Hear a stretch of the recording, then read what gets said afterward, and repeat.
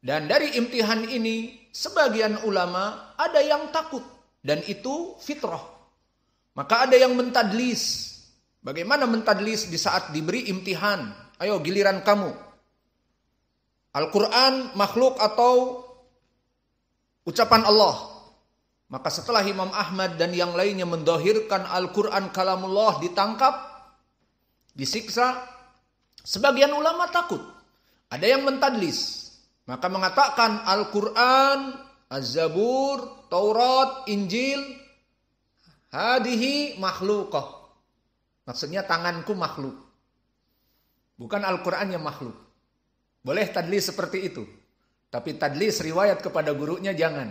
Nanti didoifkan. Maka apa yang dia inginkan di dalam hatinya bahwa tangannya yang makhluk. Bukan Al-Qurannya yang makhluk. Karena dia mengisyaratkan Al-Quran dan Injil dan Taurat dan Zabur dan Suhuf Ibrahim. Semuanya makhluk. Ini makhluk. Ini tanganku makhluk. Maka selamat. Dan di antara mereka tidak ada yang mentadlis dan takut. Dan di antaranya Ali ibn al-Madini. Dia katakan Al-Quran ya sudah makhluk. Daripada dipenjara dan dipukul dan didera. Namun hukumnya di dalam hati Al-Quran adalah kalamullah. Maka setelah itu ditinggal riwayat dari Ali ibn al-Madini. Dikarenakan fitnatil Quran.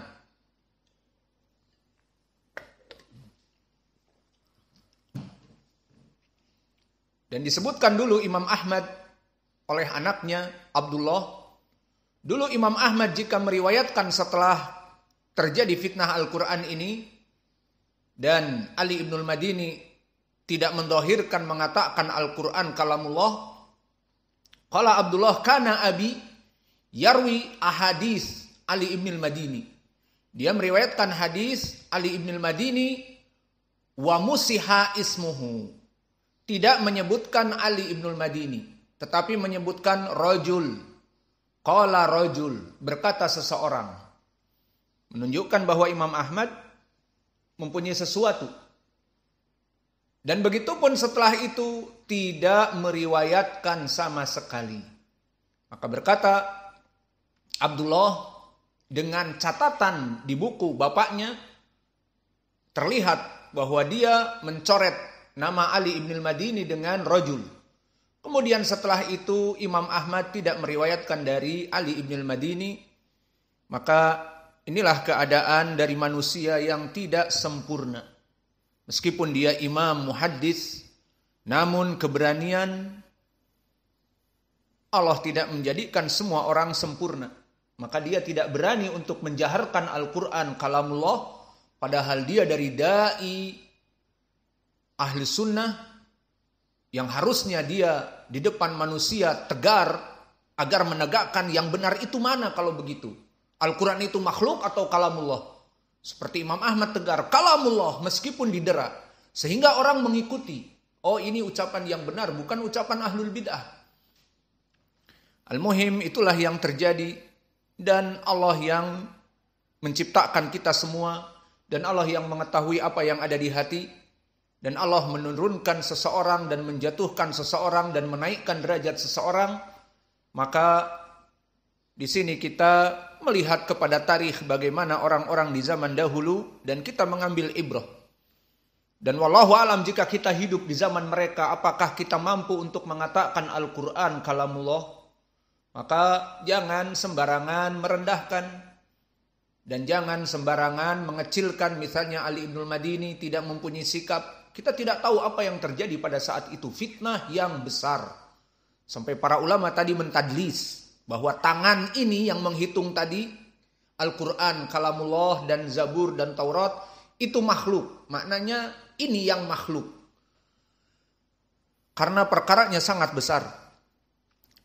Maka berkata Imam Ahmad. La yarwi anhu ba'dal mihnah. Maka Imam Ahmad terus terang.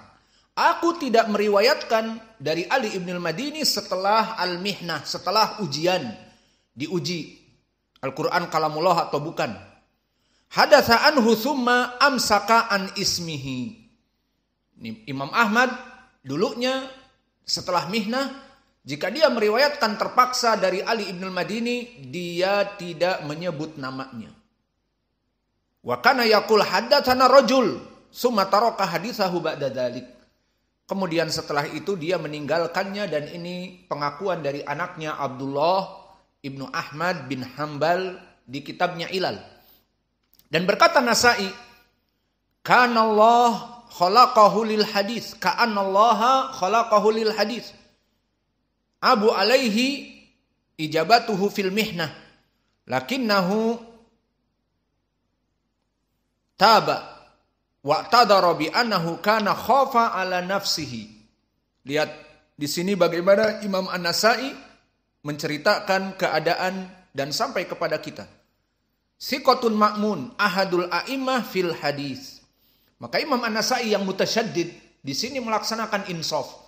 Dia katakan dia siqatun ma'mun dari a'immah di zamannya, dan tidak ada orang yang menandingi dia dari ilmi penyakit hadis di zamannya.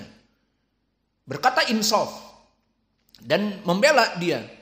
Adapun para ulama mengaibkan dia dari segi al-mihnah, karena dia di saat ditanya tidak bisa membela sunnah. Dikatakan Al-Quran makhluk atau kalamullah. Katakan makhluk. Dikatakanlah makhluk. Takut. Namun setelah itu berubah zaman. Dan antum ketahui fitnah itu hanya sebentar saja, beberapa tahun.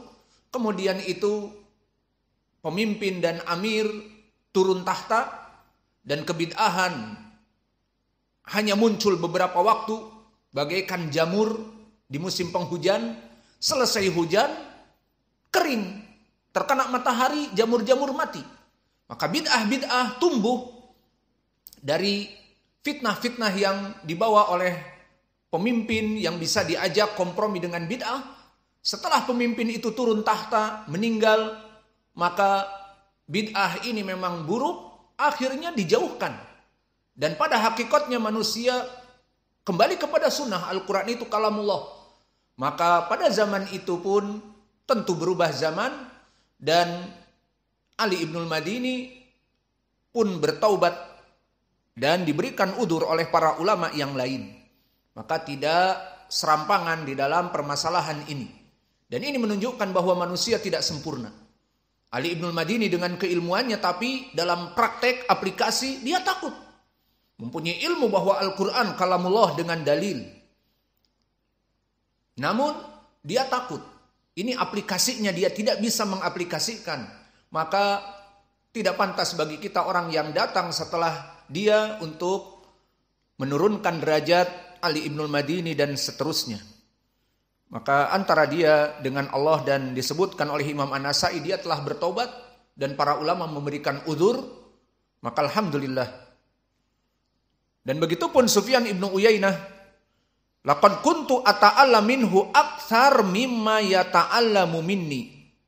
Lihat bagaimana Sufyan ibnu Uyainah imam yang mana dia dalam keadaan tawadhu, bahwa laqad kuntu ata'allamu minhu, maka aku belajar dengan dia, aktsar mimma yata'allamu minni, lebih banyak daripada dia belajar denganku. Mana yang lebih tua, Ibnu Uyainah atau Ali ibn al-Madini? Jelas Ali ibn al-Madini lebih muda, Ibnu Uyainah lebih tua. Dan lihat di dalam sanad ini, dia meriwayatkan dari Ibnu Uyainah nanti Sufyan. Maka lihat bagaimana para ulama zaman dulu. Dia mempunyai murid imam yang agung. Maka dia dengan penuh tawadhu mengatakan, datang Ali ibn al-Madini kepadaku, menuntut ilmu kepadaku, menjadi muridku, namun justru aku yang lebih banyak mengambil faidah dari dirinya. Sufyan ibnu Uyainah yang berkata tidak sembarangan, bukan ulama kaleng-kaleng, tapi Sufyan ibnu Uyainah imam. Maka beginilah kehidupan para ulama. Di antara mereka saling mengambil ilmu. Datang Ali ibn al-Madini ke Makkah, mengambil ilmu dari Ibnu Uyainah, dan Ibnu Uyainah pada saat itu sudah menjadi imam muhaddits di Makkah. Dan Imam Malik pada zaman itu pula menjadi imam hadis di Madinah. Maka berkata Imam Asy-Syafi'i, laula Malik wa Ibnu Uyainah la dhahaba ilmal hadis fil Hijaz. Jika seandainya tidak ada Imam Malik di Madinah dan Imam Ibnu Uyainah di Makkah, akan hilang ilmu hadis di negeri Hijaz, Saudiyah zaman now. Maka Ali Ibnul Madini datang dari Basrah untuk belajar kepada Ibnu Uyainah, dan Ibnu Uyainah menjadikannya murid teladan. Dan dengan ketawaduan Ibnu Uyainah, maka dia mengatakan, aku lebih banyak mengambil faidah daripada dia yang datang kepadaku ke Makkah. Subhanallah. Jika para asatidah seperti ini semua, maka di antara kita saling menguatkan dakwah salafiyah, di antara kita saling bekerja sama, di antara kita saling tawadhu, maka dakwah Ahlussunnah akan semakin berkembang. Dan berkata juga Abdurrahman Ibnu Mahdi, a'lamun nas bi hadis Rasulullah sallallahu alaihi wasallam. Maka dia adalah orang yang paling mengetahui tentang sunnah-sunnah Nabi. Dan berkata Imam Al-Bukhari yang masyhur dengan ucapannya tadi, mastasghartu nafsi illa baina yadaihi baina hayatil wadi wa huwa a'lamu ahli asrihi. Dan dia alim di zamannya, tidak ada tandingan. Maka berkata Yahya Ibnu Sa'id Al-Qattan, ata'allamu minhu aktsar mimma yata'allamu minni. Begitupun Yahya Ibnu Sa'id Al-Qattan, maka dia seumur dengan Ali Ibnul Madini dan saling mengambil faidah. Dan dikatakan oleh Yahya Ibnu Sa'id, aku lebih banyak mengambil faidah dari dia daripada dia mengambil ilmu dariku. Inilah sikap dari para ulama yang kita harapkan di zaman now, sesama asatidah, saling mengambil faidah, saling membuka hati dan lapang dada untuk bekerja sama dakwah dan wa ta'awanu 'alal birri wat taqwa. Maka kita mengharapkan kehidupan seperti ini sesama asatidah dan antum barakallahu fikum. Di sini kalian belajar bersama. Kemudian nanti kalian ke Yaman. Maka setelah kalian pulang dari Yaman, semua pondok pesantren mungkin akan terbuka bagi kalian. Silahkan Ustadz menjadi mudir di ma'had kami. Maka setelah kalian menjadi asatidah yang agung dan besar, please tawadhu. Taib. Dan please, bagaikan kacang ingat kepada kulitnya. Tidak lupa kepada guru yang mengajarkannya. Dan bahkan kepada teman-teman. Dulu aku punya teman Hudzaifah. Hudzaifah di Damas Raya. Aku sekarang yang dulu disebut si Uco punya markas besar di Medan. Maka kalian saling bekerja sama. Paham? Bukan saling menjegal. Wah, aku kalau tidak menjegal si Hudzaifah, murid-muridku akan lari ke sana. Siapa bilang akan lari? Maka semua orang mengajar dan Allah akan memudahkan kepada dirinya dari murid-murid. Dan antum jangan pikir permasalahan dakwah ini harus muridnya banyak. Atau juga kalian tidak berpikir bahwa di antara manusia bisa jadi mengikuti kajian kalian tanpa offline duduk di ma'had. Bisa jadi dia mengambil faidah di YouTube, mengambil faidah dari pelajaran-pelajaran streaming, mengambil faidah dari pelajaran-pelajaran di audio ataupun di grup-grup yang dikirimkan di WhatsApp dan Telegram. Dan itu kita tidak merasakannya. Maka di dalam permasalahan ini tidak ada istilah saling rebutan murid seperti para angkot-angkot dengan kenek-keneknya. Ini penumpangku. Wah, ini penumpangku. Mana dalilnya? Aku lebih keras teriaknya. Riung Bandung, Riung Bandung, Riung Bandung. Kok naik kepada angkot kamu? Aku yang lebih keras. Tidak ada rebutan di dalam permasalahan dakwah.